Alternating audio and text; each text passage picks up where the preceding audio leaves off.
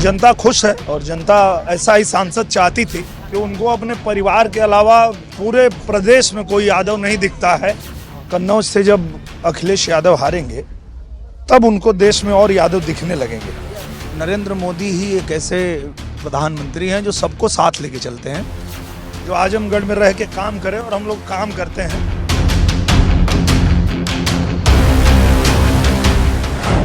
इस समय हम आजमगढ़ के गोपालपुर विधानसभा क्षेत्र में हैं और यहाँ पे जनसंपर्क करते हुए भाजपा के प्रत्याशी दिनेश लाल यादव निरहुआ जी दिखाई दे रहे हैं और घर घर जाके खुद जनसंपर्क कर रहे हैं। निरहुआ जी, सबसे पहले तो किस तरीके का माहौल है आजमगढ़ में भाजपा को लेकर? बहुत अच्छा है। हम लोग गांव-गांव घूम ही नहीं रहे हैं। ये देखिए, जो रास्ता है ये भी 1.5 साल के अंदर हम ही लोग बनाए हैं। तो जनता खुश है और जनता ऐसा ही सांसद चाहती थी जो आजमगढ़ में रह के काम करे और हम लोग काम करते हैं, तभी जनता के बीच में आज इतना प्यार मिल रहा है। जनता के प्यार मिला, लगातार लोगों से संपर्क कर रहे हैं, लेकिन समाजवादी पार्टी ने एक बार फिर परिवार के लोगों को उतार दिया। धर्मेंद्र यादव चुनावी मैदान में, क्या लग रहा है इस बार की कैसा चुनाव होने वाला, कैसा चैलेंज है आपके लिए? मुझे लगता है कि सबसे बड़ी उन लोगों की कमी यही है कि उनको अपने परिवार के अलावा पूरे प्रदेश में कोई यादव नहीं दिखता है और इसीलिए वही पर ध्यान देना जो रास्ता से आवल गया ठीक करा देते, हम बहुत परेशान के बनवा देते हैं। तो क्या करें, कैसा चैलेंज है? मुझे लगता है कि जो यादव लोग हैं उन लोगों ने भी ठान लिया है कि जब वो यहाँ से धर्मेंद्र यादव को हरा के भेजेंगे, कन्नौज से जब अखिलेश यादव हारेंगे तब उनको देश में और यादव दिखने लगेंगे। तो आप कह रहे हैं कि यादव दिखने लगेंगे, लेकिन वो तो कहते हैं कि यादवों पे एक तरीके से उनके पार्टी की पकड़ है।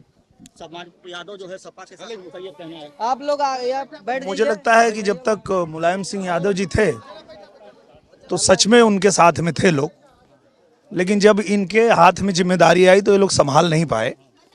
और नेताजी ने साफ कहा था, सदन के अंदर कहा था कि नरेंद्र मोदी ही एक ऐसे प्रधानमंत्री हैं जो सबको साथ लेके चलते हैं, इसलिए हम चाहते हैं कि फिर से प्रधानमंत्री नरेंद्र मोदी जी ही बने। तो हम लोग तो समझ गए कि नेताजी क्या चाहते हैं, तो हम सब लोग नेताजी के कहे अनुसार प्रधानमंत्री जी के साथ एकदम लग गए और उनको तीसरी बार प्रधानमंत्री बनाने के लिए हम लोग मेहनत कर रहे हैं। पर ये बात अखिलेश यादव जी को नहीं समझ में आई और वो प्रधानमंत्री जी का विरोध कर रहे हैं। आपने नेताजी का जिक्र किया, यानी कि नेताजी का जो कार्यकाल था यहाँ पे 2014 से 19 तक है, उसको आप सही मानते हैं? मतलब उनमें लगता है कि उस समय आजमगढ़ के लिए उन्होंने प्रयास किया, लेकिन 2019 में अखिलेश यादव को यहाँ की जनता ने मौका दिया था। मैं वही कह रहा हूँ कि नेताजी ने बहुत अच्छा काम किया और उन विकास कार्यों को आगे बढ़ाने की जिम्मेदारी आजमगढ़ ने फिर अखिलेश यादव जी को दिया था 19 में, पर वो बिना कुछ किए यहाँ छोड़ के भाग गए आजमगढ़ को। तब आजमगढ़ ने हम लोगों को मौका दिया और 1.5 साल मौका ही मिला था, पर 1.5 साल में हम लोगों ने यहाँ विश्वविद्यालय भी बनवा दिया, यहाँ संगीत विद्यालय भी बनवा दिया, यहाँ रिंग रोड बनवा रहे हैं, यहाँ नई रेलवे लाइन बना रहे हैं, यहाँ नया रेलवे स्टेशन बन रहा है, यहाँ से हवाई जहाज शुरू हो गई है, गांव-गांव की सड़कें चमक रही हैं। तो ये मात्र 1.5 साल में ही हुआ क्योंकि हम लोग यहाँ रह के काम किए। तो इसीलिए जनता भी हमारे साथ है और जनता भी यही चाहती है कि भारतीय जनता पार्टी को ही जिताए ताकि सरकार के साथ रह के आजमगढ़ तेजी से विकास करे। जब आजमगढ़ के विकास की बात करें, एक समय में आजमगढ़ का युवा आतंकी आजमगढ़ की क्या पहचान रही आपसे छुपी नहीं, क्योंकि आप बगल के जिले के रहने वाले हैं। तो अब आजमगढ़ का युवा किस तरीके से है, बदलाव है आजमगढ़ को आप किस तरीके से बदलता हुआ देख रहे हैं? आप गाँव में जनसंपर्क? बिल्कुल, देखिए, हम जब आए थे तो प्रचार के दौरान ही यहीं बगल में हरिहरपुर, जहाँ पे संगीतकार लोग रहते हैं, संगीत की साधना करते हैं, और हम लोगों ने उसी गांव में संगीत विद्यालय बना के उसी गांव के बच्चों को उसी गांव में रोजगार दे दिया और वो अब पढ़ा रहे हैं, वहाँ संगीत की पढ़ाई चालू हो गई है। तो इस तरह से हम लोग काम कर रहे हैं और ये जनता जो है उससे खुश है। अच्छा, आप जो एक प्रत्याशी के तौर पे भी 1.5 साल का कार्यकाल, यूपी में जिस तरीके से डबल इंजन की सरकार काम कर रही है जनता के लिए, तो आपको जनता के बीच जाने और सरकार की योजनाओं को लेकर के आपको एक एज ए प्रत्याशी के तौर पे कितना लाभ मिल रहा है? डबल इंजन सरकार का बहुत ज़्यादा लाभ मिल रहा है, क्योंकि देखिए आज सबको नल से जल घर घर पहुँच रहा है, राशन सबको मिल रहा है, सबको किसान सम्मान निधि मिल रही है किसानों को। इस तरह से सरकार की जितनी योजनाएं हैं, रसोई गैस मिली है, शौचालय मिला है, जिनका घर नहीं था उनको घर मिला है। अभी प्रधानमंत्री जी ने कहा है कि हमने 4 करोड़ घर बनाया और 3 करोड़ घर फिर बनाएंगे। तो ये सारी योजनाएं जो है सरकार की, उसी की देन है कि सभी लोग कह रहे हैं कि हम भी बूथ पे जाएंगे, कमल का बटन दबाएंगे और 400 सीट जीतकर 24 में फिर मोदी ही आएंगे। निरहुआ जी ये कह रहे हैं कि आपने 400 सीट की बात की, यूपी में 80 की 80 बात कर रहे हैं। तो अगर हम बात करें इस समय आजमगढ़ की, तो पिछला अगर चुनाव जिस उपचुनाव में जब आप जीते, पहली बार सांसद बने, तो 8600 वोट का अंतर था। और उस समय जो है बसपा ने भी प्रत्याशी उतारा था, गुड्डू जमाली, जिनका एक वोट बैंक माना जाता है। तो इस बार गुड्डू जमाली को सपा ने अपने पाले में ले लिया है। तो क्या लग रहा है कि एम वाई समीकरण जो सपा हमेशा साध के चलती है, वो इस बार धर्मेंद्र यादव का साथ देगी?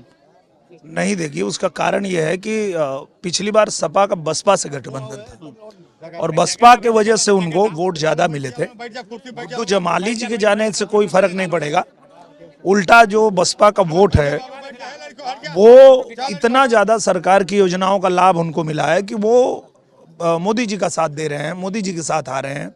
और इस बार तो ओम प्रकाश राजभर भी हमारे साथ हैं। इस बार और ज़्यादा मजबूत हम लोग हुए हैं क्योंकि उनका भी एक बहुत अच्छा यहाँ पे पकड़ है। तो मुझे लगता है कि पिछली बार 8000 था, लेकिन इस बार बड़ा अंतर देखने को मिलेगा। एक अंतिम सवाल है कि अब यादव जो है, क्या यादवों के बड़े नेता बीजेपी की तरफ से दिनेश लाल यादव हो चुके हैं, अब यादव जो है सपा की बपौती नहीं रही है?